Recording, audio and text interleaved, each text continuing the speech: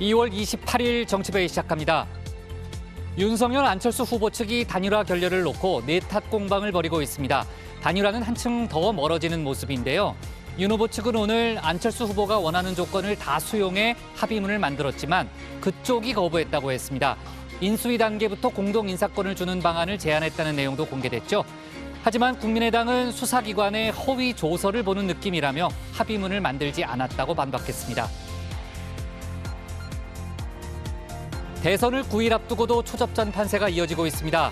후보 간 신경전도 뜨거워지고 있는데요. 민주당 이재명 후보는 윤석열 후보를 겨냥해 리더는 빌릴 머리라도 있어야 한다며 선조는 외부 침략을 허용해 수백만 백성이 죽게 했고 정조는 조선을 부흥시켰다고 했습니다.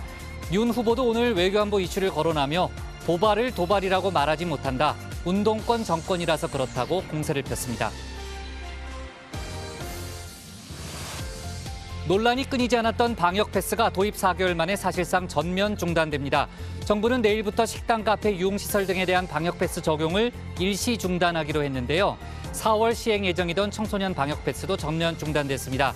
코로나 상황은 갈수록 심각해지고 있지만 방역 패스 중단으로 사회적 거리 두기를 더 풀어야 한다는 요구는 거세질 걸로 보입니다. 오늘 준비한 소식 많습니다. 들어가서 본격적으로 정치부의 문을 열겠습니다.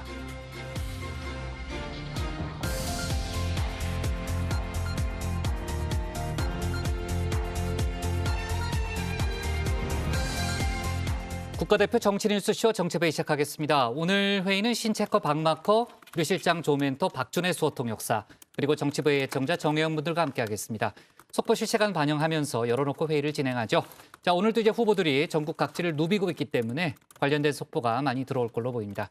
신체커는 준비되는 대로 나가면 되고요. 류 실장, 어제 이제 그 윤석열 후보가 긴급 기자간담회를 열었고 야권 단일화가 사실상 이제 무산됐다는 얘기도 좀 많이 나오고 있는데요.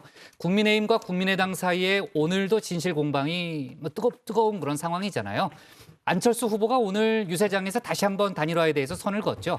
네, 그렇습니다. 안철수 후보는 이틀째 호남에서 유세를 이어가고 있습니다. 부인 김미경 교수가요, 지지자들에게 완주합니다, 반드시라고 말을 하자 저희 둘 다 마라톤 풀코스 3번 완주했다면서 맞장구를 쳤습니다. 네. 자, 단일화 얘기는 바로 뒤에 제가 뉴스픽에서 조금 더 얘기를 해보고요. 이재명 후보의 통합정부를 놓고 오늘 후보 간 설전도 벌어졌죠. 네, 그렇습니다. 이재명 후보의 통합정부를 놓고 이제 설전이 오갔는데 오늘 이 후보 경주를 찾았는데요. 만장일치 제도인 신라 화백회의를 언급했습니다. 통합의 정치를 하겠다 의지를 다시 드러낸 건데요. 윤석열 후보는 국민을 가재, 개, 붕어로 아느냐면서 정권을 교체하는 게 바로 정치개혁이라고 주장했습니다. 네. 자, 상황실에서 저희가 자세히 짚어보겠지만 여전히 여론 판세는 오리무중이죠. 이런 대선은 없었다는 그런 얘기도 좀 많이 나오는데 여러 쟁점들 차근차근 짚어보겠습니다. 신혜원의 뉴스픽5부터 오늘의 정치부회의 출발하겠습니다.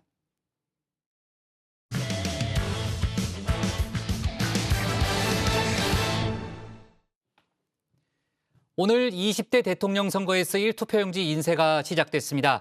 야권 단일화 협상이 결렬 국면으로 가면서 투표용지에 윤석열, 안철수 두 후보 이름이 온전히 적히게 됐죠. 양측은 오늘도 협상 관련한 진실 공방을 이어갔는데 관련 공방을 신체커가 정리했습니다. 네, 가정의 시작을 알리는 뉴스픽5 시작해 보겠습니다. 자, 오늘 준비한 픽은요. 단일화 파국, 그리고 결사항전, 방역 패스 중단과 도발 마이웨이, 마지막 시대의 지성입니다. 자, 20대 대통령 선거 D-9, 이제 한 자릿수 카운트다운입니다. 투표용지 인쇄도 시작됐습니다. 따라서 이제부터는 누군가 사퇴하더라도 투표용지에 이 사퇴 두 글자를 적는 건 불가능합니다.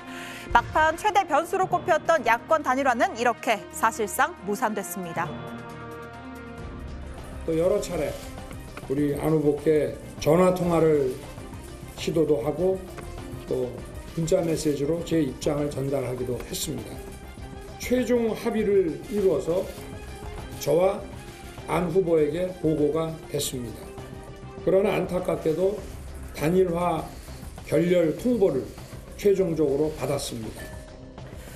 네, 국민의힘 윤석열 후보 어제 긴급 기자회견을 열고 물밑에서 진행되어 오던 국민의당 안철수 후보와의 단일화 협상이 결렬됐다고 발표했습니다. 양측의 전권 대리인이 최종 합의에 이르렀고 시간과 장소를 결정해서 알려주기로 한 상황에서 안 후보가 일방적으로 결렬을 통보했다는 겁니다. 자, 윤 후보 측은 5장짜리 문건도 공개했습니다. 이 단일화 물밑 협상이 시작된 지난 7일부터 어제 새벽 4시까지 있었던 마지막 회동 일정까지가 담겼는데요. 이 양측이 누가 언제 만났는지 또 통화를 했는지 무슨 이야기를 나눴는지를 쭉 정리를 해둔 겁니다. 자, 정권 교체 뒤에 공동정부를 구성하는 방안, 예를 들어서 대통령직 인수위는 어떻게 구성할지, 차기 행정부는 어떻게 꾸릴지도 협의했다는 겁니다. 단일화 협상을 진행, 정권 대리인이 나갔지만 글쎄 그 이유는 저희도 알 수가 없습니다. 그쪽에서도 오늘 아침에 답이 오기를 이유가 뭐냐 하니까 그쪽에서도 이유를 모르겠다. 특별한 이유는 없는 것 같다. 이런 답변을 받았을 뿐입니다. 네, 국민의당 안철수 후보 즉각 반박에 나섰죠. 자신의 전권을 부여받은 대리인은 없었고 또 내용 면에서도 여론조사 방식 경선에 대한 언급이 없어서 고려할 가치가 없었다고 일축했습니다. 전해온 내용을 듣고 고려할 가치가 없다. 그렇게 결론을 내린 것이 답니다. 국민의힘 쪽에서는 여론조사가 아예 협상 테이블에 없었다고 하는데 저희가 그것을 올렸는데 그것이 협상 테이블에 없었다고 하는 것은 그건 협상 상대자로서의 도리가 아니지요. 그러니까 전권 대리인이 있었는지 여부, 또 여론조사 경선을 논의했는지 여부를 놓고 양측의 입장이 엇갈리는 상황입니다. 안 후보는 윤 후보가 직접 수차례 연락을 시도했다고 한 데 대해서도 이렇게 답변했습니다. 지금 이거 보세요. 이거 누군지 모르겠어요. 계속 전화가 옵니다. 계속 전화가 오고 문자가 3만 개가 넘는데 제가 이 전화로 어떤 통화나 어떤 시도를 할 수가 있겠습니까? 네, 양측은 오늘도 단일화 결렬 책임 공방 그리고 진실 공방을 이어갔습니다. 특히 안 후보 측은 국민의힘이 공개한 이 협상 일지에 대해서도 강한 불쾌감을 드러냈는데요. 안 후보 측의 협상자로 나선 이태규 총괄선대 본부장이 기자회견을 자청했습니다. 이 뜻대로 안 되면 깐다. 마치 수사기관에 허위 조서를 보는 듯한 느낌을 받았습니다. 저는 선의를 가지고 손을 내밀었다가 손목이 잘려나간 그런 불쾌감과 충격을 받았습니다. 여도가 협상 테이블에 올라오지 않았다는 부분이랑 입장이 갈리고 있는 것 같은데 의사타진을 하는 것은 맞습니다. 그런데 제가 정권을 가지고 거기 가서 협상을 하거나 이런 자격을 갖고 있는 건 아닙니다. 네, 대선 D-9일이죠. 누가 옳고 그르냐만 따지고 있기엔 시간이 부족합니다. 국민의힘 입장에선 안 후보의 완주, 즉 사자구도로 대선을 치를 가능성을 염두에 둔 전략 수정이 필요한데요. 권영세 선대본부장은 단일화의 끈을 놓는 일은 없다면서도 하지만 상황이 어려워진 것은 인정할 수밖에 없다라고 말했습니다. 그동안 우리 당과 윤 후보가 단일화 야권 통합을 위해서 얼마나 노력했는지 우리 국민들께서 충분히 이해하셨으리라 생각합니다. 국민의힘과 윤석열 후보는 민주당이 흠집 내기와 이간계에도 굴하지 않고 정권 교체를 통해서 더 큰 통합, 더 크게 하나 되는 대한민국을 향해 끝까지 노력할 것입니다. 자, 이런 가운데 단일화가 더 이상 지지율의 핵심 변수는 아니라는 걸 보여주는 여론조사 결과도 있었습니다. 이 한국갤럽이 서울신문 의뢰로 실시한 조사인데요. 이 단일화가 없는 사자구도에서는 이재명 37.2, 윤석열 42.3%로 윤 후보가 5.1%포인트 차이로 오차범위 내에서 앞섰습니다. 안철수 11, 심상정 3.5%였습니다.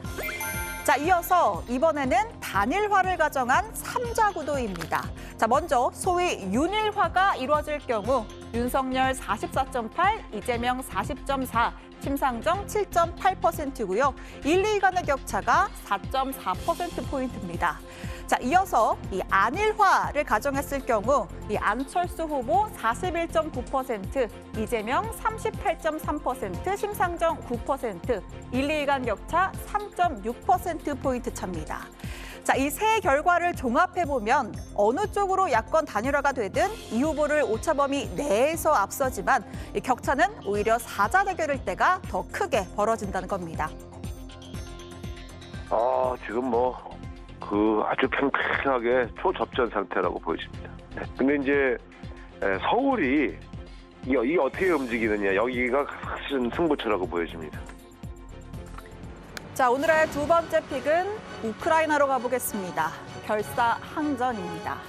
자, 러시아의 우크라이나 침공 닷새째입니다. 이미 350명이 넘는 희생자가 나왔고 수도 키예프의 함락이 임박했다는 소식도 들립니다.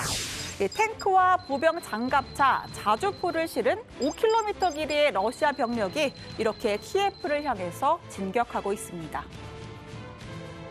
I didn't think I would join this unit just 2 days ago. I thought that, I don't know how to handle guns. And yesterday it came to me that, Russians are in the city. I mean, it's close to the point that I have completely changed my mind, and I have decided that, I should do something about it. These are your Molotov cocktails, your petrol bombs. Yes! 네, 우크라이나와 헝가리의 국경선 장면입니다. 네, 이제 겁에 질린 모자가 부둥켜 안고 눈물을 흘리기도 하고요. 자, 지금 보시는 사진, 이 지하철역에 대피한 아이들이 바닥에 앉아 허기를 달래고 있습니다. 전쟁의 참혹함입니다. 또 제2도시 하르키프의 한 유치원 놀이터에선 이렇게 러시아군이 쏜 로켓 미사일이 발견되기도 했습니다. 하루아침에 전쟁터로 변한 삶의 터전에서 무고한 어린이들의 생명까지 위협을 받고 있는 겁니다. 자, 러시아군이 300발이 넘는 미사일을 쏘며 공세에 나섰지만 우크라이나는 국민들의 필사적인 저항으로 버티고 있습니다. 트위터 등 소셜미디어에는 시민들이 직접 화염병을 만드는 영상이 올라왔고요. 또 한 맥주 회사는 이 맥주 대신에 벌거벗은 푸틴이 그려진 이 맥주병, 그러니까 화염병을 생산하기도 했습니다. Отже, питання, чому ми вирішили займатися коктейлями молота замість того, щоб варити пиво. Відповідь є дуже проста, тому що ми можемо. Кожен робить те, що може, і те, що вміє. 자, 지난 2015년 미스 우크라이나로 선발이 됐던 레나 씨입니다. 이제 총을 직접 잡은 모습이고요. 자, 우크라이나에서 수천 명이 자원 입대했고 수도 키예프에서는 소총 18,000정이 배포됐습니다. 또 과거에 헤비급 챔피언이었던 복싱 영웅 출신 비탈리 클리치코 키예프 사장은 도피를 거부하고 러시아 침공에 맞선 결사항전을 다짐했습니다. It's already bloody war. It's already died the people, died Ukrainian.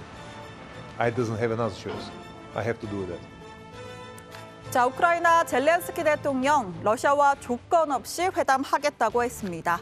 양측 대표단은 현지 시간으로 28일 아침 벨라루스 남부 국경 지역에서 만나기로 했는데요. 하지만 성과는 불투명한 상황입니다. Я не дуже вірю в результат цієї зустрічі, але нехай спробують.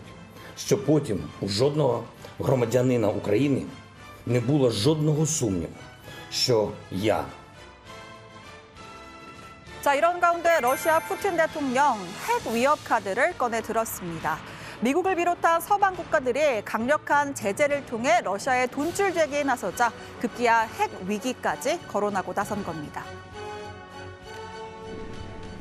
Приказываю министру обороны и начальнику генерального штаба перевести силы сдерживания российской армии. 자, 미국 백악관은 푸틴 러시아 대통령이 위협을 만들어내고 있다 강하게 비난하면서 추가 에너지 제재 가능성도 시사했습니다. 전 세계 원유의 12%, 천연가스의 17%를 생산하는 러시아에게 에너지 제재를 단행하면 심각한 경제적 타격을 입힐 수 있습니다. 또 유엔은 긴급총회를 열고 러시아 규탄 결의안을 테이블에 올릴 전망입니다.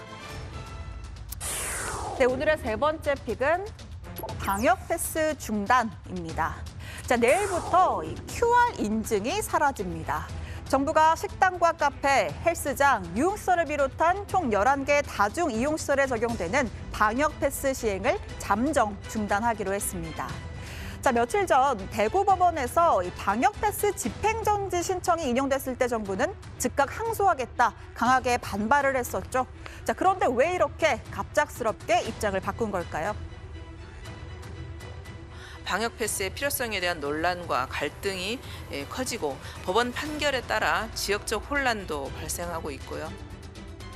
자, 방역 패스를 둘러싼 끊임없는 소송과 갈등이 이어진 데다가 최근 확진자가 급증하면서 보건소에서 이 방역 패스용 음성 확인서 발급에 많은 인력과 자원이 투입되는 점도 고려했다고 설명합니다.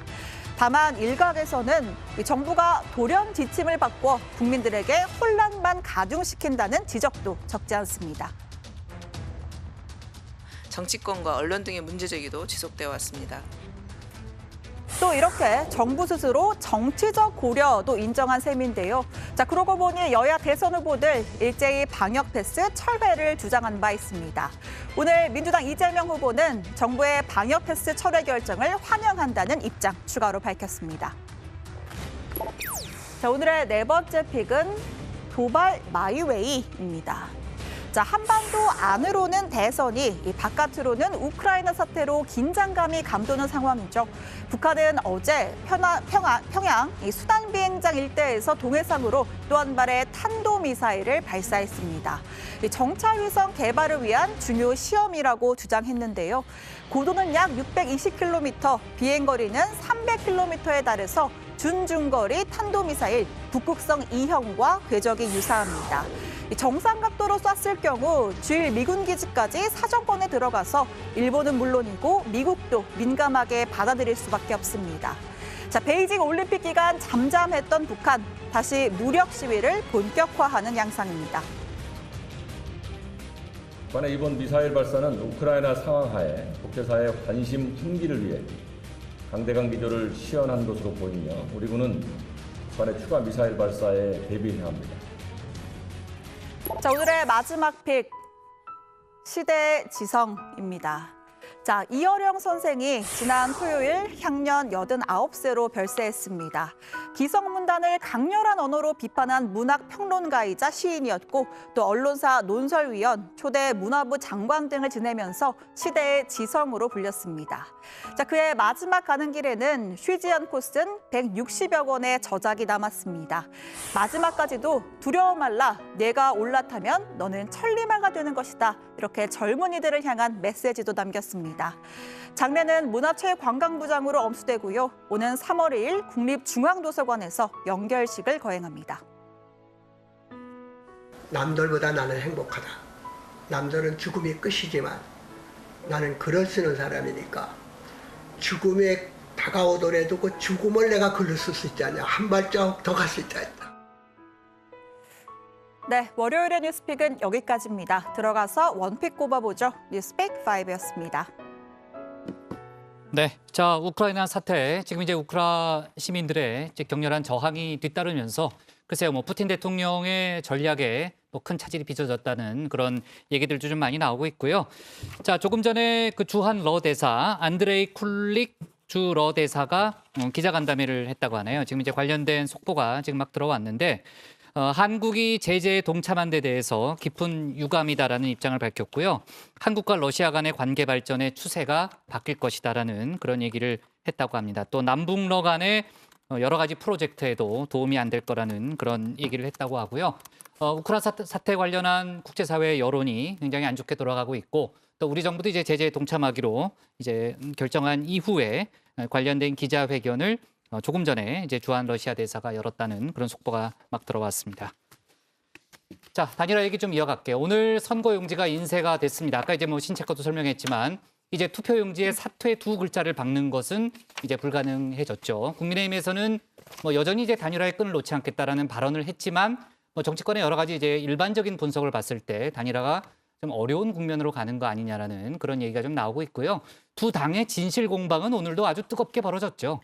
네, 그렇습니다. 일단 국민의힘과 국민의당 양측 입장이 가장 엇갈리는 게 크게 두 가지입니다. 하나는 협상에 나선 양측 인사들이 후보로부터 전권을 부여받았는지, 그리고 두 번째는 협상 테이블에 이 안철수 후보가 제안했던 여론조사 방식의 단일화가 올라갔는지 여부입니다.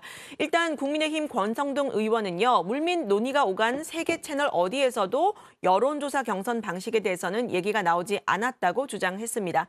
반면 국민의당 권은희 원내대표는 협상에 임하는 양측의 입장 자체가 달랐다고 설명했습니다. 윤석열 후보하고 안철수 후보 간에 여론조사 차이가 엄청 컸지 않습니까? 지지율이 비슷했을 때는 여론조사 단일화가 가능하지만은 이미 엄청난 차이로서 여론조사 자체가 무의미한 경우에는 여론조사 단일화를 주장하면 처음부터 협상이 안 되는 거거든요. 정권을 가지고 협상을 했다는 건 전혀 사실이 아니고 국민의당은 사태는 말도 안 되고 여론조사 방식에 의한 단일화를 한다라는 그런 생각이 없기 때문에 서로 전혀 다른 입장을 가지고 만났기 때문에 무언가 협상을 한다라는 말이 말로 설명될 수 있는 상황이 아니었고. 네. 어제 이제 윤석열 후보의 기자회견이 있었습니다만 오늘 분위기를 보면 단일화가 한층 더 멀어지지 않았냐라는 그런 생각이 들 정도의 상황인데 민주당은 이 야권 단일화 협상 상황을 예의주시해 왔잖아요. 아무래도 이제 판세에 영향을 줄 수 있는 그런 사안으로 이제 봐왔는데 사실상 야권 단일화는 끝났고 그 책임은 윤석열 후보에게 있다. 이렇게 공세를 폈죠. 네, 그렇습니다. 민주당은 단일화 협상 결렬 소식을 전한 윤석열 후보의 기자회견에 대해서 최종 결렬이자 윤 후보의 단일화 포기선이라고 평가절하했습니다. 결렬의 책임은 여론조사 방식을 수용하지 않은 윤 후보에게 있는데 윤 후보가 협상 내막을 상세히 공개하며 책임을 회피하려 했다는 것입니다. 또 윤핵관으로 불리는 국민의힘 장제원 의원이 협상 대리인으로 나선 점을 거론하면서 국민에 대한 우롱이다 이렇게 주장하기도 했습니다. 그러나 정말 중요할 때에는 역시 장제원 의원을 쓰는구나. 윤핵관을 뒤로 이선호 때 시켰다고 선해놓고 정작 중요한 의논과 중요한 결정은 전부 윤핵관을 통해서 했다는 것. 이것은 국민을 우롱하고 속인 것이라는 점을. 이어 통합정보론과 정치개혁을 거듭띄우면서 안철수 후보에게 러브콜을 보냈는데요. 특히 이재명 후보는 결선 투표제를 도입하겠다면서 안 후보에게 더욱 적극적인 구애의 목소리를 냈습니다. 네. 해요. 계속해요. 당 차원에서는 긴급 의원총회를 통해서 연동형 비례대표제 등 정치 개혁 방안, 또 대선 결선 투표제 도입을 위한 개헌 방안 등을 당론으로 추진하기로 결의했습니다. 신체커가 고른 오늘의 원픽은 뭡니까? 네, 오늘의 원픽입니다. 파국 맞은 야권 단일화 협상 사자 대결 수순입니다.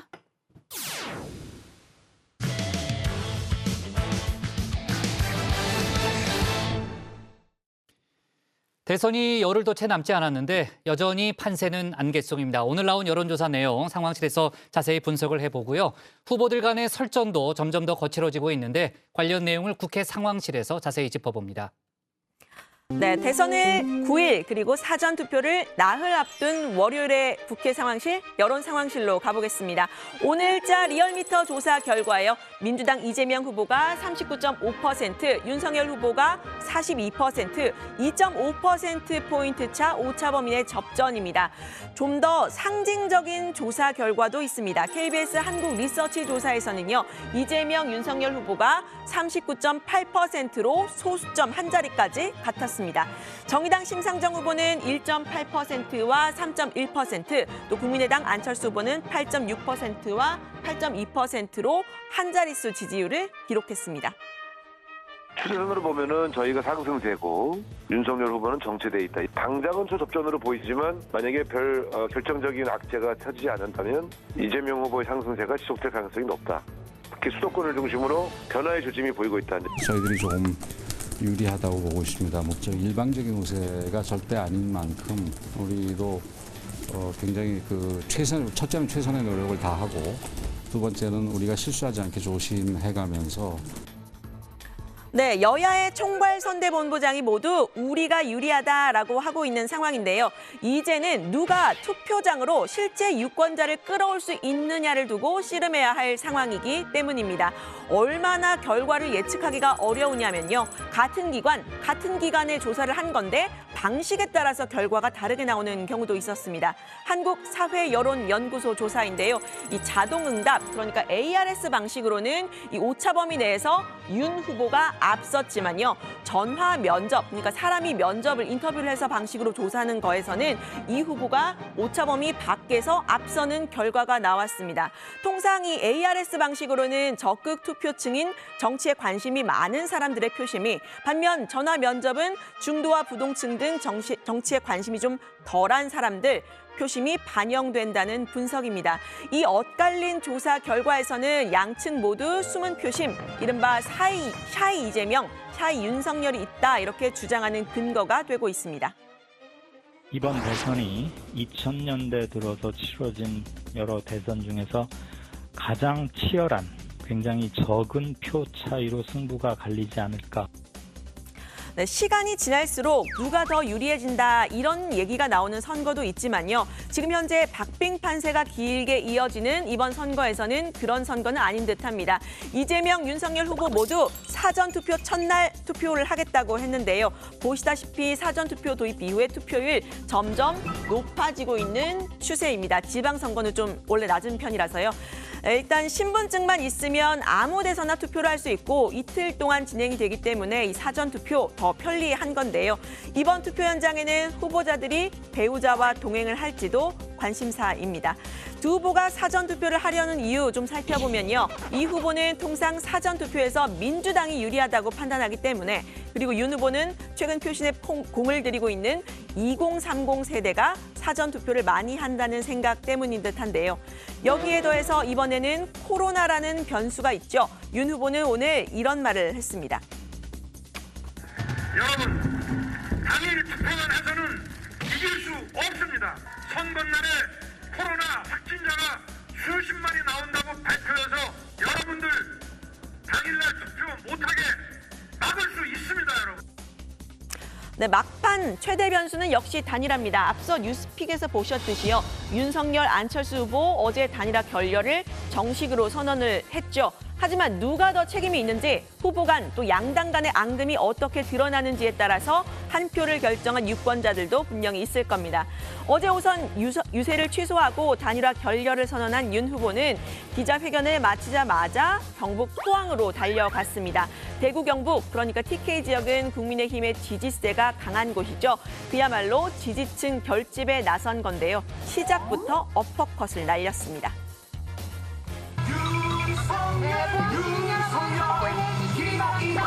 우리 윤석열 후보가 지금 여러분을 만나뵙기 위해 도착을 했습니다. 여러분! 네, 윤 후보의 타겟은 정부 여당이었습니다. 현 정부가 이 부정부패 수사를 틀어막고 있다고 했는데요. 과거 정부에서는 자녀와 측근 비리가 있어서 이렇게 감옥에도 보냈었는데, 문재인 정부에서는 자녀 혹은 측근 비리가 임기 말까지 없는 점을 언급을 한 겁니다. 그 이유를 이렇게 설명했습니다. 이런 정부 없었습니다. 자기 측근과 자식도 다 감옥 보냈습니다. 과거 정권들은. 안 그렇습니까? 도대체 얼마나 부정부패를 많이 저질렀으면은 수사를 못하게 이렇게 틀어막겠습니까? 저 대장동 사건 여러분 다 아시지 않습니까? 저거 완전히 엉터리 수사 아닙니까? 부실 수사 아닙니까? 거기에다가 능력이나 있냐? 참 어이가 없죠. 네, 이미 어떤 비리가 있다, 뭐 이런 뉘앙스를 약간 풍기는 듯도 한데요. 윤 후보 오늘은 강원도로 갔습니다. 어머니의 고향이 강원도라면서 강원도의 외손이다 강조를 했는데요. 역시 현 정부를 정면으로 비판하면서 정권이 바뀌면 보자고 했습니다. 적폐 수사를 공언했던 윤 후보, 여권에서는 정치 보복을 하겠다는 거냐 공세를 폈었는데 크게 신경 쓰지 않는 듯합니다. 이 운동권 정권이라는 게 자기들 끼리끼리 해먹는 패거리 정치거든요.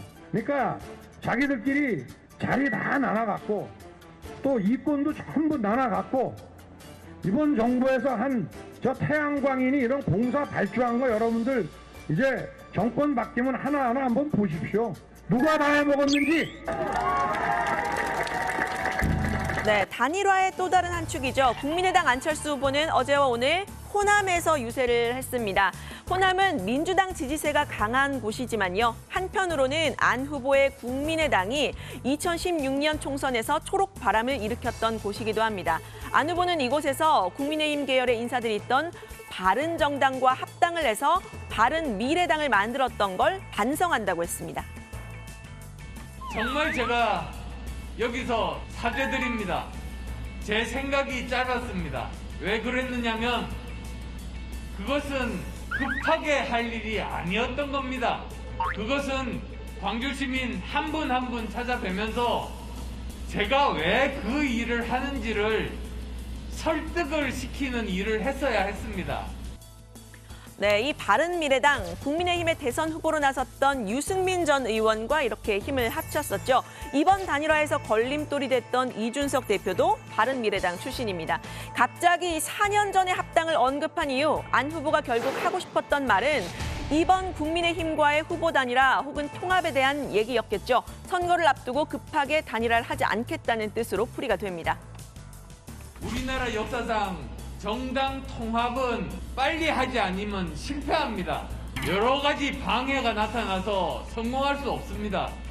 그래서 저는 너무나도 급한 마음에 이것을 성공을 하면 광주가, 호남이 국민통합이라는 시대 정신을 이루는 선봉에 설 수 있는 역사에 남는 일을 만들 수 있다는 그 생각하에 서둘렀습니다.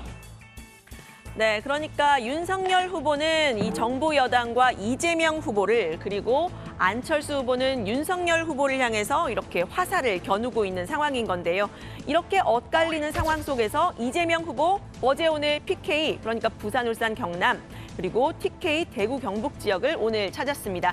두 지역 모두 이 후보에게 유리한 지역은 아닌데요. 이 후보의 화살은 윤 후보를 향했습니다. 선조는 외부의 침략을 허용해가지고 수백만 백성들이 죽었습니다.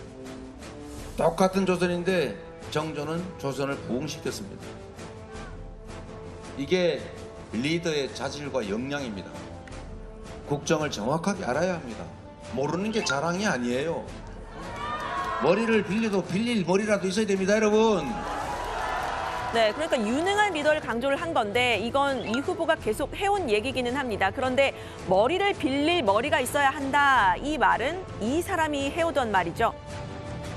그 정도는 알 줄 알았습니다. 21세기 대통령은 그냥 전문가의 머리를 빌리는 사람은 안 됩니다. 오히려 어떤 전문가의 머리를 빌릴 것인가 하는 머리를 가지고 있는 사람이 대통령이 돼야 됩니다. 네, 그러니까 이 후보의 화살, 안 후보를 향하기도 한 건데요. 바로 사랑의 화살입니다.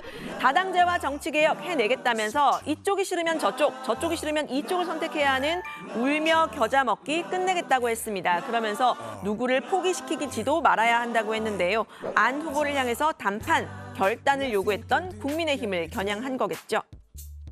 선거 때 되면 막 이렇게 막 서로 막 합치고 누구 누르고 포기시키고 이런 거 하지 말고 그냥 국민들이 투표해가지고 누가 과반수 못 넘기면 또 둘이서 한 번 더 해가지고 자연스럽게 합종 연행하고 연합정부 만들기 할 수 있는 결선 투표제 다른 나라 다 하잖아요.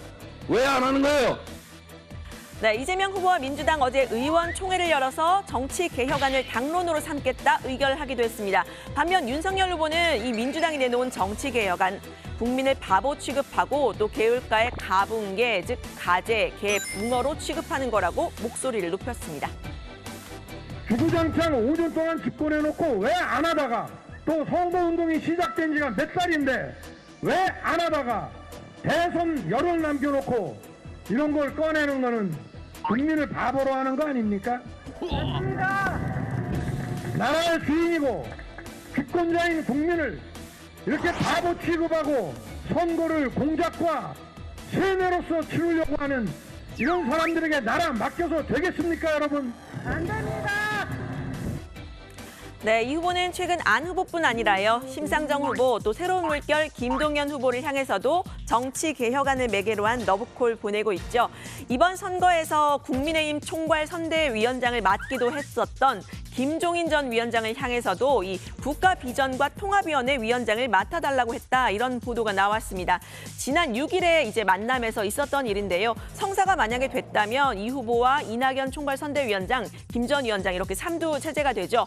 결과적으로는 김 전 위원장이 수락하진 않은 듯한데요. 민주당이 말하는 통합 정부에 대해서는 우호적인 발언이 나왔습니다. 윤 후보 측에 제안을 했던 걸 민주당이 포착한 거다. 진정성에 대해서는 앞으로 봐야 한다는 취지로 말을 한 겁니다. 직접 들어보시죠. 제발 좀 선거가 끝나도 조용히 나라 일이 좀 정지되기를 바라야 한다고 하는 것이 일반 국민의 바람이 아닌가 이렇게 생각하니까 민주당이 이제 그런 기회를 갖다가 지금 포착을 한 거지. 그거가 받느냐 안 받느냐는 별개의 문제예요. 통합정부는 대통령에 당선되는 사람이 결의를 가지고 통합정부를 만들면 만들어지는 거라고. 당선이 된 사람이 낙선한 사람을 찾아가 가지고서 우리 대한민국의 발전을 위해서 당신 나하고 같이 좀 협력을 하자. 그런 거 거부들 하셨어요? 통합이라는 게 그런 아량들을 가져야지 되는 거지. 네, 정의당과 국민의당은 이 통합정부 냉랭한 입장을 보이고 있는데요. 결국 이 후보가 당선이 되든 되지 않든 선거 이후의 발걸음 봐야 할 듯합니다. 관련 소식 들어가서 더 이야기를 해보겠습니다. 오늘 발제는 이렇게 정리합니다. D-9 초박빙 판세 계속. 이재명, 윤석열, 안철수의 엇갈린 화살. 판세가 그야말로 초박빙이군요. 역대 가장 적은 표차로 승자가 나올 것 같다는 여론조사 전문가의 얘기도 아까 좀 들어봤고요. 자, 이재명, 윤석열, 안철수 후보의 일정 좀 알아봤고요. 심상정 후보는 어떤 일정을 소화했나요? 네, 심상정 후보 오늘 이 윤석열 후보와 같은 강원도, 강릉과 춘천에서 유세 이어갔습니다. 심 후보는 민주당과 국민의힘을 동시에 비판했는데요. 한쪽은 정권 교체가 되면 나라 망한다고 하고 한쪽은 정권이 연장되면 나라가 망한다고 한다. 이렇게 공포를 조성하고 있다라고 지적했습니다. 또 이재명 후보가 우크라이나 젤렌스키 대통령을 향해서 초보 대통령이라고 했던 발언을 겨냥하기도 했는데요. 자, 심상정 후보는 그분은 군복 입고 총 들고 우크라이나 수도를 지키면서 우크라이나 시민뿐만 아니라 전 세계 시민들에게 감동을 주고 있다라고 말했습니다. 네, 심 후보 어제는 고 변희수 하사의 추모 행사에 참석을 했습니다. 5년 전에는 대선 후보들이 앞다투어서 페미니스트라고 했는데 이번 후보들은 여성을 공격의 무기로 삼고 있다, 가슴이 아프다 이렇게 말을 했는데요. 윤 후보의 여가부 폐지 등의 공약을 예로 들어서 가뜩이나 어려운 청년들을 성별로 갈라치기를 하는데 이것처럼 나쁜 정치가 어디 있냐고도 했습니다. 이 후보를 향해서도 이 페미니스트 대통령이냐 아니냐 이렇게 물었는데요. 어제 추모식에서의 발언 한번 들어보시죠. 오늘 이 자리에는 저 대신 국방부 장관이 와서 무릎을 꿇어야 하고 참모총장이 와서 사과를 했어야 하는 자리라고 생각합니다. 문재인 대통령께서 차별금지법 제정 의지를 밝혀주셨는데 저는 군인으로 죽고 싶다는 우리 권희수 하사님의 그 소원을 꼭 맡드는 그런 대통령이 되어주시기를 요청드립니다. 이재명 민주당 후보는 오늘 TK로 갔는데요. 포항과 경주를 차례로 방문했네요. 네, 그렇습니다. 포항에서 시작해서 경주, 대구, 구미, 안동까지 가는 일정인데요. 이 후보는 오늘도 정치 개혁을 강조했습니다. 국민의당 안철수, 정의당 심상정 후보 등을 향해 구애한 건데요. 정치 교체는 이재명의 주장이고 안철수의 꿈이고 심상정의 소망사항이라고 한 겁니다. 이 후보는 오늘 포항에서 65세 이상 노인 중 소득 하위 70%에게 지급되는 기초연금을 현행 월 30만 원에서 40만 원으로 인상하겠다고도 공약했습니다. 대구, 경북 역시 고령화가 심각하죠. 맞춤형 공약으로도 풀이되는데요. 윤 후보가 지난 16일 똑같은 공약을 낸 바 있었는데 이 후보는 선거 막바지가 되면 모든 후보들의 공약이 거의 같아진다고도 했습니다. 네, 방금 전해드린 것처럼 이재명 후보는 오늘 경북으로, 그리고 국민의힘 윤석열 후보는 강원을 갔는데요. 경북과 강원 공통점이 있습니다. 바로 두 후보의 외가가 있다는 점인데요. 이런 지역 연고를 강조를 했는데 두 후보의 말 직접 들어보시죠.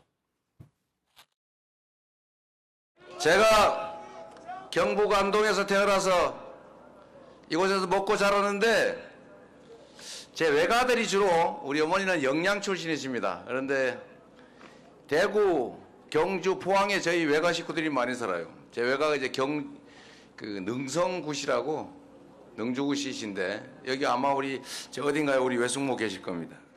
제가 여러분도 아시다시피 강릉의 외손 아니겠습니까?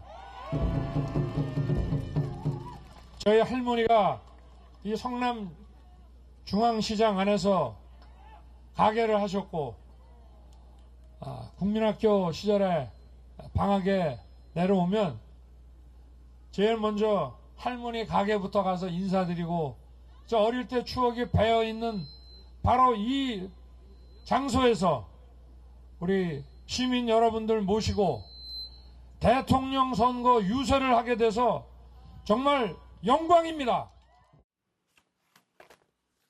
네, 유 실장. 네, 최근에 이 후보들의 퍼포먼스가 주목을 받고 있죠. 윤 후보의 어퍼컷, 이 후보의 하이킥에 이어서요. 안철수 후보의 야구 배트 스윙도 있었습니다.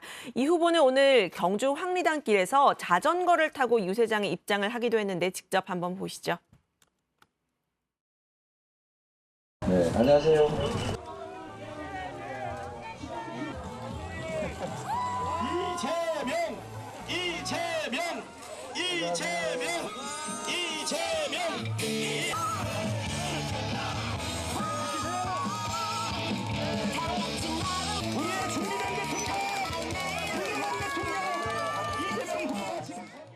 네, 지난번에 이제 이재명 후보가 태권도복을 입고 격파 시범도 보였는데 오늘은 이제 자전거를 타고 등장했네요. 아까 이제 그 윤석열 후보도 보니까 이제는 어퍼컷을 한 번 하지 않고 여러 번 연속해서 하는 그런 좀 모습을 볼 수 있었는데 정치권에서는 지지 선언, 이색 지지 선언도 이어지고 있죠. 네, 그렇습니다. 민주당 고민정 의원이 이재명 후보의 온라인 선거 플랫폼 재밍에서 이 반말 컨셉 인터뷰를 했습니다.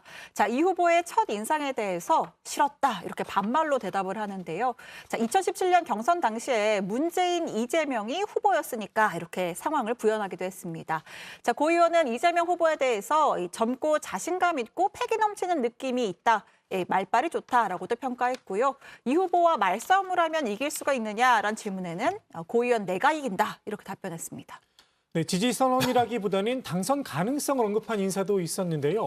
유시민 전 노무현재단 이사장은 이 후보의 당선에 500원을 걸었습니다. 약간의 희망상을 섞어서 보면 그래도 이 후보가 유력하지 않나 생각한다는 겁니다. 그 이유로는 윤 후보의 여성가족부 폐지 공약을 들었는데요. 이 후보 지지율에 아직 덜 반영된 요소가 있다고 본다. 여가부 폐지 공약은 2030 남성의 관심을 받긴 했는데 그에 따른 대가가 있다. 2030 여성들의 전략적 투표 가능성이 남아있다. 이렇게 지적을 했습니다. 윤석열 후보 쪽으로는 누가 있나요? 네, 이정현 전 새누리당 대표가 윤 후보에 대한 지지를 표현을 했습니다. 국민의힘 그 네 번째 찬조 연설자로 나선 건데요. 이 전 대표는 윤석열은 서슬퍼런 대통령 권력에 아니다 싶을 때는 안 됩니다라고 말할 수 있는 균형 감각과 공정함, 그리고 강단있는 지도자적 자질을 가졌다라고 평가했습니다. 이 전 대표는 박근혜 정부에서 홍보수색을 지냈던 바 있는데요. 대표적인 친박 정치인으로도 꼽힙니다. 탄핵 당시 탈당을 했다가 이달 초 복당했죠. 지난해 7월 윤 후보와의 첫 대면을 회고를 하면서 윤 후보만이 정권을 교체할 수 있을 것 같아서 만났다. 지금은 정권 교체가 최고의 선이라고 했습니다. 네, 고 김대중 전 대통령이 윤 후보를 지지한다고 말한 사람도 있습니다. 김영환 전 의원인데요. 김 전 의원은 김 전 대통령의 권유로 정치에 입문해서 민주당에서 사선 의원을 지냈지만 지금은 국민의힘에 있는 사람입니다. 지난 24일 경기도 수원 유세에서 김대중 대통령이 꿈에 나타나서 나는 이재명의 민주당을 지지하지 않고 윤석열의 국민의힘을 지지하기로 했다고 내게 말했다. 이렇게 주장을 했습니다.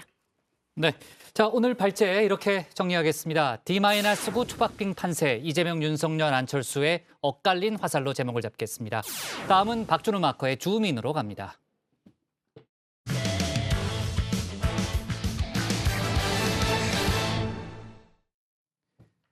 지난 토론회에서 양강 후보 발언의 후폭풍이 오늘도 이어지고 있습니다. 이재명 후보는 우크라이나 대통령 폄하 논란에 휩싸였죠. 윤석열 후보는 일본 자위대의 한반도 진입과 관련된 발언으로 정치권의 공격을 받고 있습니다. 박준우 마커가 주민에서 관련 소식 짚어봅니다. 지난 25일 대선 후보 토론회 이후 후보들의 몇몇 발언이 구설에 올랐죠. 실언 논란이 인 건데요. 공교롭게도 논란의 주인공이 된 건 양강 후보 둘이었습니다. 지금은 서로의 실축을 두고 누가 더 못했나를 다툰 상황입니다. 이문디나 저문디나. 지난 토론회의 핵심 주제 외교 안보 정책이었죠. 러시아의 우크라이나 침공 사태도 논제에 올랐는데요.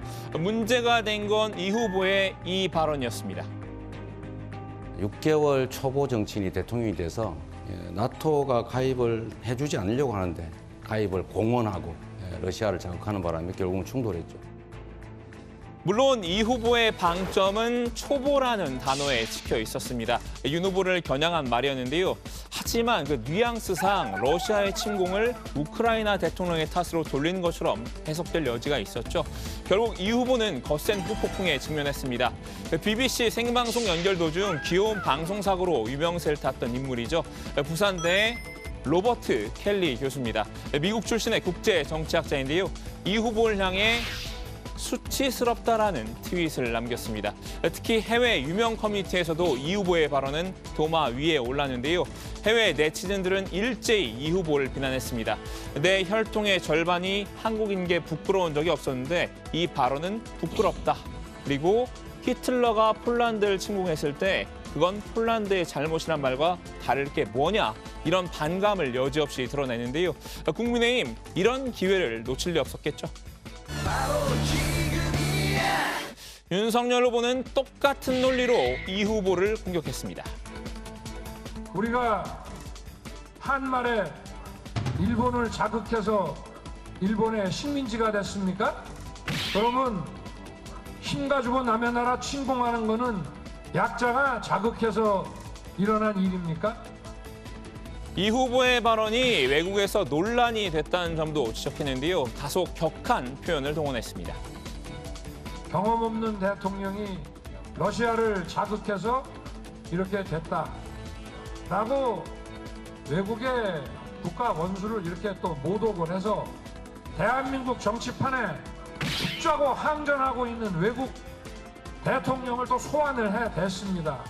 그래서 지금 미국 인터넷에서 아주 개망신을 떨고 있습니다. 논란이 커지자 이 후보는 해명에 나섰는데요. 제 본의와 다르게 일부라도 우크라이나 국민 여러분께 오해를 드렸다면 표현력이 부족했던 것이라고 반성했습니다. 다만 윤 후보도 자주 쓰는 해명 방식을 빌려왔는데요. 앞에 뛰고 뒤에 뛰어갖고 막 하는데 악마에 편집하지 말고 발언의 전체 맥락을 봐달란 말이죠. 이 후보는 문제의 발언 뒤에 이 말을 분명히 덧붙였다고 억울함을 드러냈습니다. 물론 러시아가 주권과 영토를 침범하는 행위는 비난받아 마땅하고 강력하게 규탄해야 됩니다. 결국 자신은 우크라이나 대통령을 폄하한 것이 아니고 윤 후보의 불안한 외교 안보관을 지적한 것이다라고 주장했습니다. 하지만 이 해명을 내놓은 같은 날 이 후보는 현장 유세에서 이런 말을 했는데요. 지금 우크라이나 사태 때문에 걱정하시는 분 많은데 제가 제 방송 토론에서 말씀드린 것처럼 지도자만 무지하지 않으면 지도자의 문제만 없으면 그런 걱정 전혀 안 해도 된다. 그러니까 문제의 발언과 비슷한 취지의 말을 되풀이한 셈입니다. 주한 우크라이나 대사는 이런 논란과 해명 등 일련의 과정을 정리한 영문 기사를 트위터에 공유하기도 했습니다. 드미트로 포노마렌코 대사인데요. 국민의힘 다시 한번 논란을 키울 기회를 포착했나 봅니다. 이준석 대표는 기다렸다는 듯 드미트로 포노마렌코 대사의 리트윗 소식을 전했는데요. 그러면서 이 후보를 향해 글로벌 조커가 되시려나라고 꼬집었습니다. You complete me. 민주당도 적극 방어에 나섰는데요. 볼로디미르 젤렌스키 우크라이나 대통령이 미숙한 것도 사실이라는 점을 강조했습니다. 제일 중요한 건 러시아의 침략. 이것이 가장 주 원인이고 가장 잘못된 일이다. 그렇게 강조하고 끝났어야 됐다 이렇게 보는데요. 젤렌스키 대통령이 여러 가지 미숙한 점이 있다. 이것도 사실은 사실이죠. 그러면서 반격에 나섰습니다. 사실 실언 논란에 휩싸인 건 윤 후보도 마찬가지라는 겁니다. 너나 잘하세요. 민주당이 문제 삼은 윤 후보의 발언, 바로 이 부분입니다. 한미일 군사동맹도 검토하시는 거예요, 그러면? 가정적인 상황이니까 지금은 그런 얘기할 때는 아니라고 생각합니다. 그러니까 한미일 군사동맹을 하면은 유사시에 절대 안 하실 겁니까? 아, 그렇죠. 유사시에 한반도에 네. 그러니까 일본이 개입하도록 허용하는 건데 그거 그죠? 하시겠습니까? 저게 한미일 동맹이 있다고 해서 유사시에 들어올 수도 있는 거지만 꼭 그걸 전제로 하는 동맹. 그럼 미국 MB는 유사시에 들어올 수도 있는 것이지만 일본 자위대의 한반도 전개의 가능성을 열어둔 것처럼 들릴 수 있는 발언인데요. 이재명 후보는 곧바로 역공에 돌입했습니다. 곧 3일절인데 일본군 한반도 진주를 허용할 수 있다. 딴 생각하다가 그냥 이상한 말씀하신 게 아닌가 하는 생각으로 차라리 좀 치부하고 싶어요. 저 같으면 또 유관순 선생 미안해서라도 그런 말 못할 것 같아요. 논란이 커질 기미가 보이자 국민의힘도 육탄 방어에 나섰는데요. 취지를 보면 일본군이 한반도에 들어와선 안 된다는 뜻이었다고 반박했습니다. 유사시에 들어올 수 있는 것이지만 꼭 그걸 전제로 하는 것은 아니다라는 취지를 분명히 했다. 이는 설령 한미일 동맹을 하더라도 한반도 유사시에 일본이 한반도에 들어와서는 안 된다는 얘기였다. 민주당이 또다시 국민의힘을 친일 프레임에 가두려 한다고 반발하기도 했는데요. 문재인 정부에서는 수출 규제, 지소미아, 위안부 협상 등 여러 국면 때마다 반일 감정을 고조시키는 선동적 행동들을 했지만 최종적으로 가져온 변화는 없습니다. 그런 상황에서 또 말뿐인 반일 선동을 꺼내든 것은 선거를 혼탁하게 만들려는 시도입니다. 하지만 민주당도 쉬이 물러날 뜻은 없는 것 같습니다. 오늘도 관련 공세를 이어나갔습니다. 윤석열 후보의 자위대 진입 허용 망언이 연일 국민의 분노를 자아냅니다. 망언은 순국선열의 희생을 부정하고 역사를 모욕한 것입니다. 내일이면 3.1운동 103주년을 맞이합니다. 한일 관계의 기본조차 정립되지 않은 후보가 대통령이 되어서는 안 됩니다. 이낙연 총괄선대위원장은 이재명 후보에게 배턴을 넘겨받았는데요. 필터링을 거쳐 이 후보가 초보 정치인 발언을 통해 정말 전하고 싶었던 메시지는 무엇인지 본인이 직접 풀어 설명했습니다. 경험도 역량도 없고 철학도 없는 정치 세력이 어느 날 갑자기 평화와 안보를 이룰 수는 없습니다. 다른 분야에 비해 평화와 안보는 더 깊은 사색과 더 긴 준비가 필요합니다. 벼락 공부로 배울 수 있는 것이 아닙니다. 한마디로 윤 후보처럼 벼락치기 공부를 한 후보에게 안보를 맡겨선 안 된다는 뜻이겠지요. 자, 오늘은 이렇게 두 후보 진영이 토론회에서 나온 서로의 실축을 두고 공방을 벌이는 상황을 전해드렸습니다. 아마 홍준표 의원이 이 토론회에 있었다면 이렇게 얘기하지 않았을까 싶습니다. 오늘 주민 한마디는 홍 의원의 말로 대신합니다. 거기하고 다를 바가 없다. 비장파장이다. 네. 자, MBC가 우크라이나 대통령을 비판하는 내용의 동영상을 유튜브에 올렸다가 논란이 되자 영상을 삭제했다 뭐 그런 얘기가 나오는데 특히 이제 우리나라에서 활동하고 있는 우크라이나 출신 모델이 크게 반발했다는 거죠? 네, 그렇습니다. MBC는 지난 25일 유튜브 채널 MBN뉴스에 우크라이나 대통령 위기의 리더십이라는 제목의 동영상을 올렸는데요. 여기에는 우크라이나 블로디미르 젤렌스키 대통령에 대해서 정치 경험이 전무한 코미디언에서 대통령이 된 드라마 같은 스토리의 주인공이라면서 우크라이나 전쟁의 발발로 아마추어 같은 그의 정치 행보가 비판을 받고 있다고 소개했습니다. 우리나라에서 활동하고 있는 우크라이나 출신 모델 올레나 시도룩추크는 지난 26일 자신의 SNS에서 MBC를 비판했는데요. 한국뉴스가 이렇게 말도 안 되는 영상 만드는 게 부끄럽지도 않냐면서 원하는 그림만 보여주고 일부 팩트만 이야기하는 게 언론사가 할 짓인가라고 난리를 쳤습니다. 또 2019년부터 지금까지 젤렌스키 대통령이 우크라이나를 위해서 무엇을 했는지 알고 있나? 젤렌스키를 지지하고 투표한 우크라이나 국민 72%가 바보라고 생각하는가.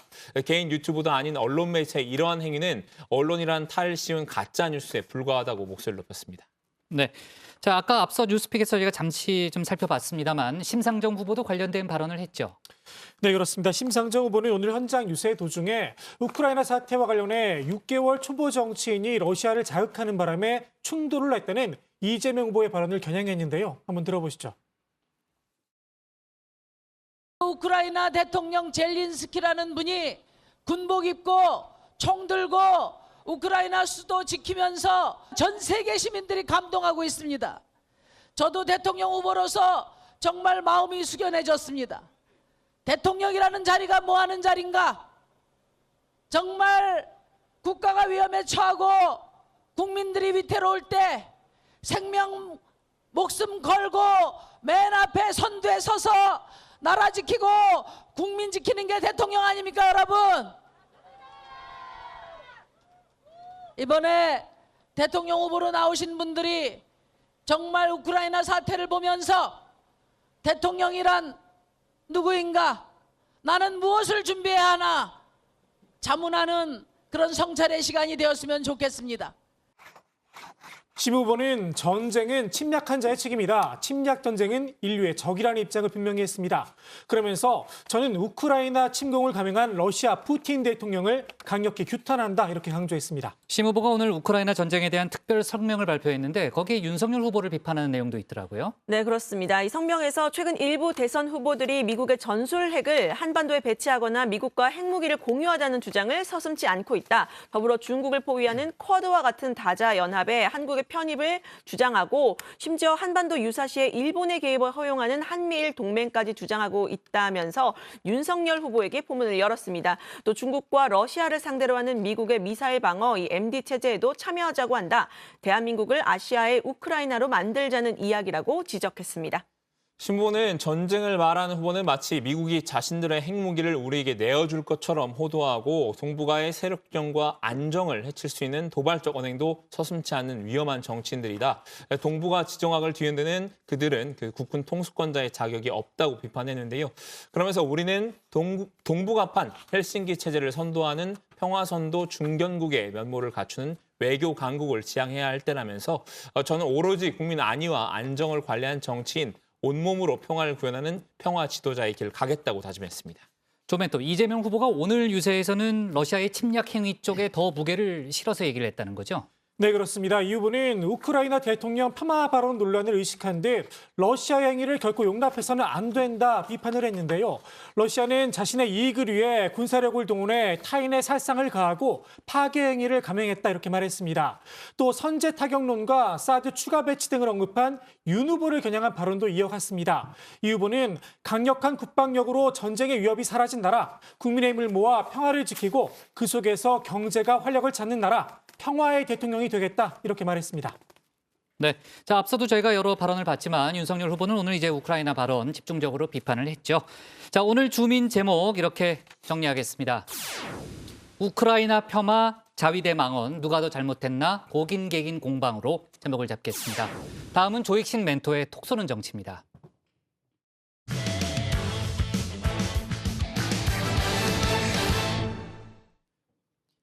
대선 선거전이 초접전 양상을 띠면서 거대 양당의 네거티브 공세도 갈수록 치열해지고 있습니다. 민주당은 연일 김건희 씨의 주가 조작 의혹에 공세를 집중했습니다. 김 씨의 도이치모터스 이사 이력을 문제 삼으며 내부자 정보를 알고 투자를 했을 거라고 날을 세웠습니다. 반면 국민의힘은 이재명 후보의 대장동 의혹에 초점을 맞췄는데요. 관련 내용을 톡 쏘는 정치에서 짚어봅니다.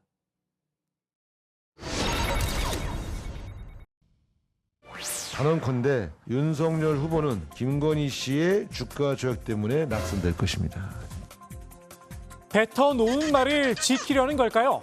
민주당은 김건희 씨의 주가 조작 의혹에 화력을 집중하고 있습니다. 당초 1개라던 김건희 씨의 주식 거래 계좌 5개로 늘어났죠. 여기에 검찰이 도이치모터스 권오수 전 회장을 기소한 공소장에선 김 씨의 흔적이 발견됐습니다. 범죄 일람표에 김 씨의 계좌 거래 내역이 담겨 있었는데요. 김 씨의 계좌가 통정거래, 고가 매수, 허위 매수에 이용됐다는 보도도 이어졌습니다. 특히 이 통정거래, 뜻밖의 인물도 함께 등장합니다.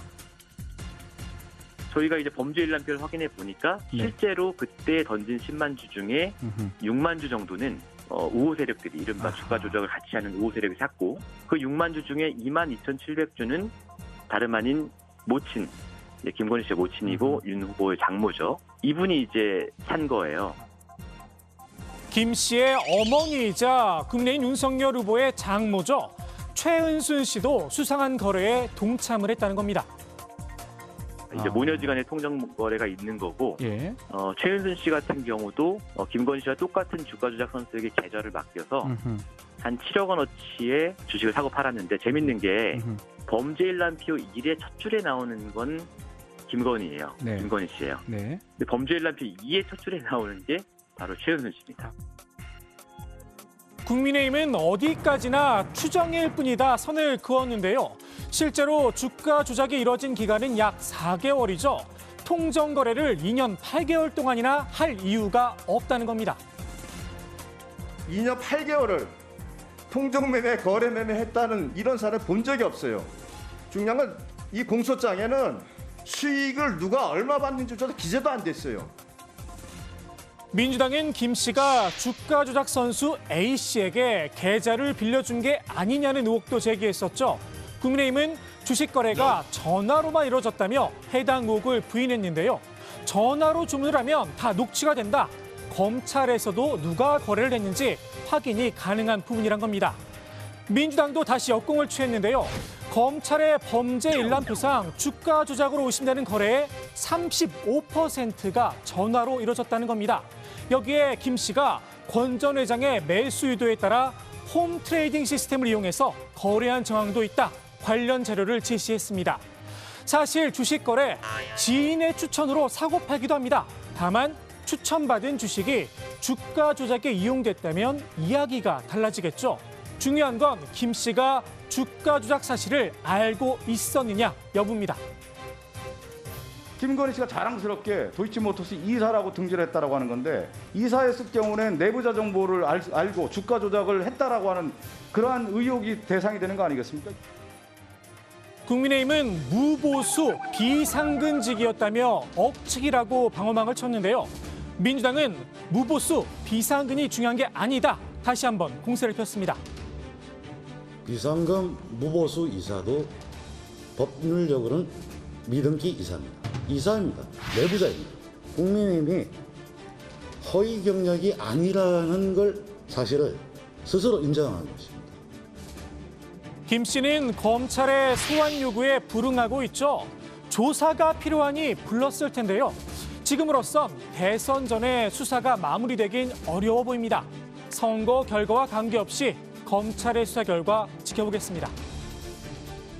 제가 대통령이 되면 저를 도왔던 사람, 제 가까운 사람, 제 측근 누구도 막론하고 부패에 연루되면 단호하게 벌 주고 처단하겠습니다.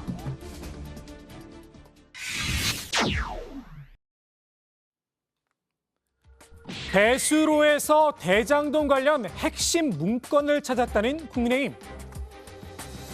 이 실물이 고속도로 옆 배수구에 버려져 있는 것을 익명의 제보자를 통해서 저희가 입수를 했고요. 2014년 정민용이 보관했던 업무 파일이고, 이 안에는 여러분 보시다시피 당장 이런 물음표가 따라붙었죠. 그래서 이것을 하수구 문건으로 이렇게 지칭을 해야 될 것 같은데요. 참 신기합니다. 증거를 인멸하려고 했다고 하면 분량이 얼마 안 돼가지고 고속도로 가는 시간에 아예 손으로 찢어갖고 버렸겠어요. 근데 고속도로까지 가가지고 마치 누구가 발견되기를 바라는 것처럼. 검찰에선 해당 문건 이미 확보한 거다. 대수롭지 않다는 반응을 보였습니다. 문건을 공개한 원희룡 본부장 조금 머쓱했을 수도 있을 듯한데요. 오늘 다시 문서 보따리를 공개하며 재반박에 나섰습니다. 먼저 문서의 확보 경위부터 자세하게 설명을 했죠. 최초 발견자인 A씨는 고속도로 작업반 반원입니다. 배수구 청소 중 검은 부직포 보따리를 발견하고 관공서 문서로 보이기 때문에 이것을 분리수거해도 되는지 판단하기 어려워서 작업 반장에게 보고를 했습니다. 작업 반장은 문서 표지와 내용, 200쪽 이상의 분량이 석연치 않아서 주변에 지인과 상의를 했고, 지인은 자신이 판단할 수 있는 범위를 넘어선다고 생각해서 국민의힘 현역 국회의원에게 제보를 했습니다. 원 본부장은 해당 문건이 검찰이 확보했다는 자료와는 다르다는 점도 강조를 했는데요. 이번에 발견된 문건엔 사건 주요 당사자의 이 손글씨가 포함되어 있다는 겁니다. 검찰은 종이로 된 문건들을 압수한 게 아니라 성남시청에 있는 전산 서버를 압수했고 그 서버에 전산망에 들어있던 내용을 출력해서 같은 내용이 들어있는 이 문서를 법원에 제출했을 뿐입니다. 특정인이 업무상 목적으로 정리했던 것으로 보이고 동일한 필적의 손글씨가 일관되게 도처에서 발견됩니다. 그리고 이 손글씨는 다른 내용이 아니라 바로 이재명 재판에 대한 대응 논리를 적은 것입니다. 이는 성남 도계공 소속 정민용 변호사의 손글씨로 추정이 됩니다. 국민의힘은 이른바 녹취록 공세도 이어갔습니다. 대장동 사건의 핵심 인물들이죠. 남욱 변호사와 정영학 회계사가 나눈 대화인데요. 남 변호사가 정 회계사에게 이런 말을 전했다는 겁니다.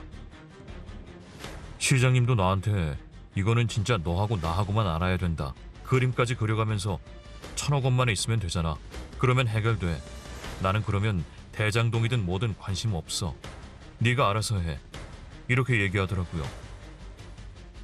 녹취록엔 그러니까 남 변호사에게 해당 발언을 한 인사가 누구인지는 나오지 않는데요. 김은혜 의원은 유동규 전 성남도시개발공사 기획본부장을 지목했습니다.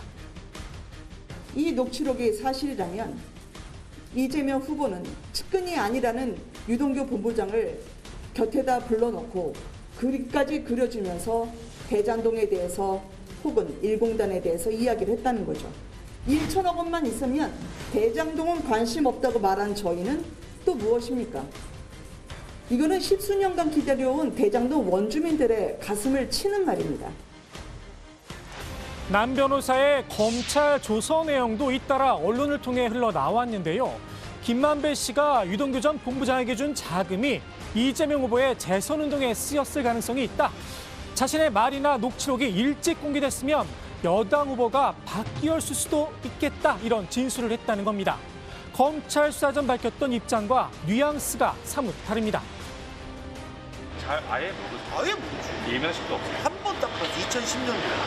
2010년도 6월달 선거할 때 현장에 있는데 선거운동하러 오셔서 그때 악수 한 번 한 게 다야. 내가 아는 12년 동안 내가 그 사람을 지켜보면서 얼마나 많이 해봤겠어요. 트라이를. 아유 씨알도 안 해. 민주당은 해당 보도가 사실무근이다. 즉각 반박을 했는데요. 보도 내용은 전혀 사실이 아닙니다. 일부 언론이 가능성 운운하며 아니면 말고식의 경악스러운 내용으로 대선에 개입하고 있습니다. 윤석열 후보 라인 일부 검찰이 허위 사실을 흘려 대선 직전에 선거에 개입하려는 것은 아닌지 의심됩니다. 지금 국민들이 궁금한 건 검찰의 조서 내용이 아니라 검찰의 수사 결과죠.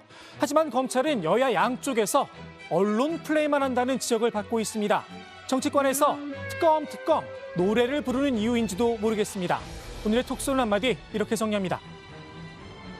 대선 결과가 어떻게 되든지 간에 172석의 민주당의 힘으로 특검을 반드시 수용시켜서 대장동의 실체를 윤석열이든 이재명이든 지휘고하를 막론하고 철저히 수사를 하겠다라는 게 저희 생각입니다. 윤석열 후보다? 이거는요 마치 안 죽은 의사 보고 나라 팔아먹었 내공도라고 하는 거와 똑같은 겁니다. 이거 지금 이렇게 손바닥으로 하늘을 가려고 해서도 안 되는 것이고요. 자신이 그렇게 떳떳하고 윤석열이가 주범이라고 생각한다면 특검을 받았어야죠. 네. 김건희 씨 주가 조작 의혹과 관련해서 민주당이 그야말로 총공세를 펼치고 있죠. 앞서 저희가 톡쏘는 정치 앞부분에서 좀 그 얘기를 짚어봤는데 국민의힘은 이제 사실무근이다라는 그런 반박을 하고 있습니다만 도이치모터스 투자로 수익이 얼마나 났는지에 대해서는 뭐 다소 입장을 바꾼 듯한 분위기도 있다는 거죠. 네, 그렇습니다. 앞서 국민의힘 윤석열 후보는 4천만 원 손해만 보고 나왔다고 밝혔었는데요. 국민의힘에서 자체적으로 증권계좌 내역을 분석을 한 결과 수익률은 연 3에서 4% 정도였다고 합니다. 김 씨가 주가 조작에 연루됐다고 보기에는 수익이 크지 않았다는 건데요. 단순한 안전주 역할에 머물렀다는 취지로 보입니다. 민주당은 윤석열 후보의 장모 최 씨에 대해서도 추가 의혹을 제기를 했죠. 네, 그렇습니다. 민주당은 최은순 씨가 성남시 도촌동 토지 16만 평을 사고 파는 과정에서 동업자 안모 씨를 감옥에 보내고 수입 90억 원을 챙겼다 이렇게 주장을 했는데요. 민주당은 안 씨가 토지를 구매하면서 받은 대출 이자를 감당할 수 없게 되자 최 씨가 안 씨를 사기 혐의 등으로 고소해서 감옥에 보냈고 그 사이에 최 씨가 가족 회사 등을 이용해서 안 씨 몫의 토지를 취득했다는 설명입니다. 네, 국민의힘은 날조된 마타도어라고 반박했습니다. 최지현 대변인은 안 씨는 최은순 씨를 속여 돈을 빌린 사기 혐의 등으로 법원의 확정 판결을 받아 죗값을 치른 것이다. 최 씨가 감옥에 보낸 게 아니다라고 주장했습니다.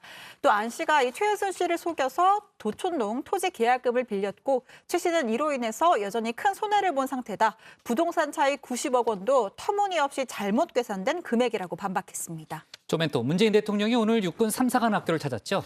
네, 그렇습니다. 문재인 대통령은 육군 3사관 학교 졸업과 인관식을 참석했는데요. 이 자리에서 이례적으로 한국형 아이언돔 구축 사실을 알렸습니다. 문 대통령의 말 직접 들어보시죠. 최근 북한이 연이어 미사일 발사 시험을 하고 있지만 우리는 우월한 미사일 역량과 방어 능력을 갖추고 있고 어떠한 위협도 빈틈없이 막아낼 한국형 아이언돔과 미사일 방어 체계도 든든하게 구축해 가고 있습니다. 최근 우크라이나 사태로 안보 문제에 대한 국민들의 관심이 높아진 상황이죠. 대선 후보 TV 토론에서도 주요 이슈가 됐는데요. 야권에선 문재인 정부의 안보 무능론까지 꺼내 들었습니다. 이에 문 대통령이 우리 안보에는 문제가 없다, 직접 메시지를 낸 걸로 풀이가 됩니다. 앞서 청와대 박수현 대변인은 문재인 정부는 평화를 뒷받침하는 강한 국방에 혼신의 노력을 다해왔다면서 문재인 정부의 방위력 개선비 증가율이 역대 정부 최고다 강조하기도 했습니다. 육군 3사관 학교가 경북 영천에 있죠. 앞서도 저희가 짚어봤지만 오늘 이제 이재명 후보가 경북을 방문했고 얼마 전에 이제 문재인 대통령이 호남에 갔을 때 그때 이제 야당의 반발이 좀 있었는데 국민의힘 쪽에서는 선거 개입이다 이런 입장이라는 거죠. 네, 그렇습니다. 국민의힘은 문재인 대통령이 지난 24일 전북 군산에서 열린 조선소 재가동 개막식에 참석을 하자 민주당 텃밭의 표심을 챙기는 행보로 볼 수밖에 없다. 공정하게 선거 관리를 하라고 반발을 했는데요. 반면 청와대는 야당의 비판에도 임기 마지막까지 할 일을 할 뿐이라면서 크게 개의치는 않는 분위기입니다. 문 대통령이 원전과 건강보험 문제도 입장을 냈죠. 네, 그렇습니다. 문재인 대통령은 대선 전국의 정책 이슈로 떠오른 원전 그리고 건강보험 문제에 대해서 직접 입장을 밝혔습니다. 먼저 원전 문제에 대해서는 원전이 지속 운영되는 향후 60여 년 동안은 원전을 주력 기저 전원으로서 충분히 활용해야 한다고 말했습니다. 문재인 케어를 두고 건강보험 재정만 악화시킨 정책이다 이렇게 비판한 야당을 겨냥해서는요. 건보 재정 악화니 부실이니 하는 말은 잘 모르고 하는 말에 지나지 않았다고 지적하기도 했습니다. 네, 국민의힘은 특히 문 대통령의 원전 발언을 문제 삼았습니다. 탈원전을 포기하라고 이야기할 땐 들은 척도 안 하더니 우크라이나 사태로 발등에 불이 떨어지니까 이제 와서 원전이 주력 원전이라고 주장한다. 나를 세웠고요. 탈원전을 위해서 보고서 조작까지 서슴지 않았던 지난 5년에 대한 자기 부정이다라고 쏘아붙이기도 했습니다. 탈원전 정책에 반감을 가진 유권자들의 마음을 다잡겠다는 의도가 깔린 게 아니냐 이런 분석도 나왔고요. 반면에 청와대는 우크라이나 침공에 따른 에너지 공급망을 점검하면서 원전 실태를 점검한 것뿐이라고 선을 그었습니다. 문재인 대통령의 임기 말 행보에 대해서요. 정치권에서는 조금 이례적이라는 평가는 있죠. 네, 그렇습니다. 대통령으로서 마지막까지 할 일을 하는 것뿐이다라는 게 청와대의 설명이지만 대선을 눈앞에 둔 상황에서 문 대통령의 존재감이 이전 대통령들보다 이례적으로 크다는 분석인데요. 임기 말인 문 대통령의 행보에 힘이 실리는 건 높은 국정 지지율도 영향을 미쳤다는 게 정치권의 시각입니다. 최근 나온 한국갤럽의 여론조사 결과인데요. 문 대통령의 국정 지지율 7주째 40%가 넘는 지지세를 유지하고 있습니다. 네.